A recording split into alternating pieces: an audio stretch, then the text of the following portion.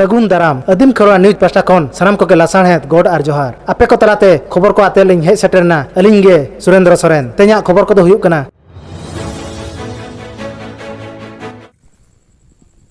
सिंहत्रिन सनाम मनमी के बीर बुरु रेना जो बिली हाट बाजार कोरेना जमा नुआ ओड़ा रेना दाका उतु को लाज पेरे बन जमे रहो बुलुंग बांखान मोचालुटी रे सिबिल बांग बो बुझावा आर मने रहो सुगे बांग बुझाआ ओनाते बुलुंग दड़ी के लगती आना कना नोआ बुलुंग ओडिशा पनत बालेश्वर हनत बालियापाड़ बनत बुलुंग पंचायत रे मेना बुलुंग छतो रे बुलुंग को तैयारेआ जहां दो दिसम फुरगल लाहा खन को तैयार अगुइआ देला तबे ओंडेना मी झलक पन नेल लेगे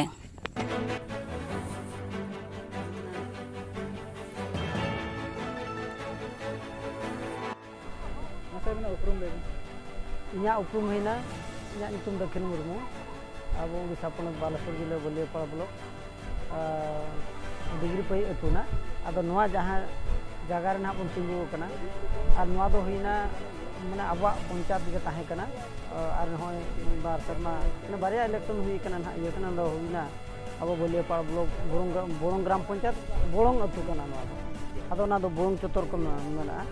आदो नोडे दो बुलुंग चास हुईआ आदो आले कटी गिद्रा रे ना बुलुंग चास हुईआ आर नोआ बुलुंग चास को नोडे खन ले हर इदिया हर इदीते आदो बुलुंग माने दाका उतु करे ले जमा आले मसाय आदो इन हो बुलुंग वार दुन हेज कना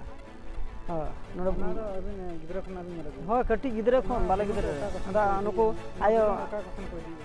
नोआ बुलुंग दो गोटा दिसम चला कना गोटा दिसम को इदिया अनो गोटा गे सप्लाई कना आदो जो नोडन को जहां तिना को ये आदो इन तीन का नोडे माने आयो को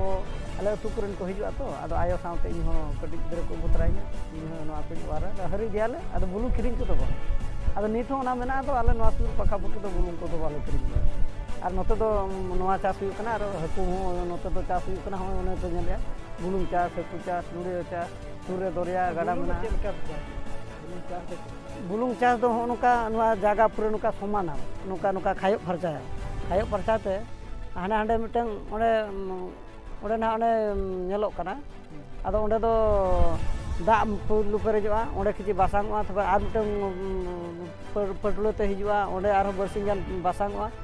पे नंबर रे नोडे दा ना बासांग कना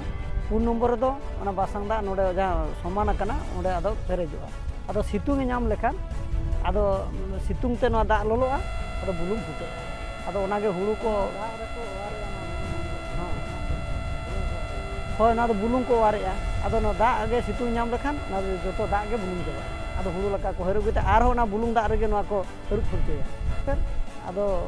मोय गोटा को सप्लाई आदो आलिंग दिसम होर ठेन निना लay सेना लिया जो आले दो नोडे माने बुलुंग कोले चासिया नोना आदो नोका अब नोडे सुर रे ना दो आले डिग्री पे तुसुर ना दो बुलुंग को हां नोडे दो दिसम होर को आदो ओकोय बाय नेला का ना उनी दो बाय पतियो ओकोय नेला का उनी दो ना के पतियो गया आदो नोका ना प्रोसेस ते नोडे दो बुलुंग चासि आदो जो दिसम होर को नोका नोडे अब सुर रे डिग्री पे सुर रे जहां ओल टिका सला तबन मना संगा तब ना सुर रे जो बुलुंग लो बन चासे नेल दिन दड़ा को आदो नोडे गोटा गे तुम को दा मेना दा तला रे मेना हो मा जो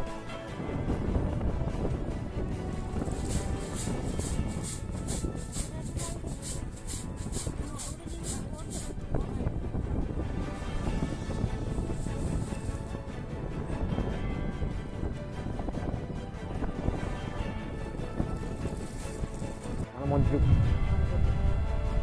मुझे अमूल्य कुमार महांती मु Balang salt manufacturing industrial cooperative society लुणमारा संस्थार मु संपादक पद में काम करुँची मोर भारत सरकार मोदीजी को हाथ जोड़ी विनम्र निवेदन सी जदि एप्रति गोटे विशेष ध्यान दियंते ताहले ये अति खटिकिया गरीब मजुरिया श्रेणी लोक ये आत्मनिर्भरशील हो पारे लुण मारिकी एवं ताकर परिवार को चलई पारे लुण तो निहाती भारत वर्ष दरकार तेणु ये एटा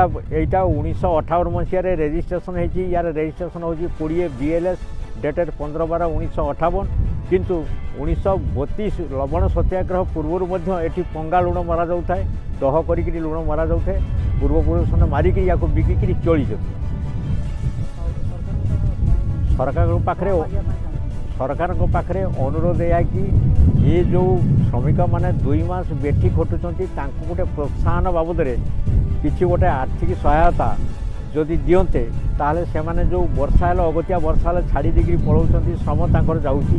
एवं सेटा से हांता नहीं से काम नियुक्ति होइछंती गोटे सरकारी प्रोत्साहन दरकार कौन कौन नहीं एटी नाही बर्तमान गोटे टीएल दरकार नदी खोला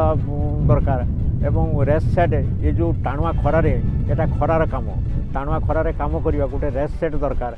आउ अधिकंतु ये पड़ियाटा को चारिपटे जदि बाउंड्री कर दिया जीवो माटीर बाउंड्री ताहले से तार सेफ एरिया है कि रहिबो वर्षर ये तो माने अदिनिया वर्षा पाई अधिकांश समय लुण तो होनी तेबे आगरू आपणकर 450 परिवार जो मेम्बर होकर खटुले से माने रोजगार करुले आपणकर 90,000 92,000 लक्ष क्विंटाल पर्यंत ये ऋण उत्पादन एवं ये ओडिशा स्तर सब जिला को प्राय रप्तानी कर विशेषकर मयूरभंज रप्तानी कर आलिया वीडियो बेस पे बुझो के खान चैनल सब्सक्राइब ताले पे साउते लाइक शेयर कमेंट दो आलो हिड़िन मा तबे सनम को के जोहार।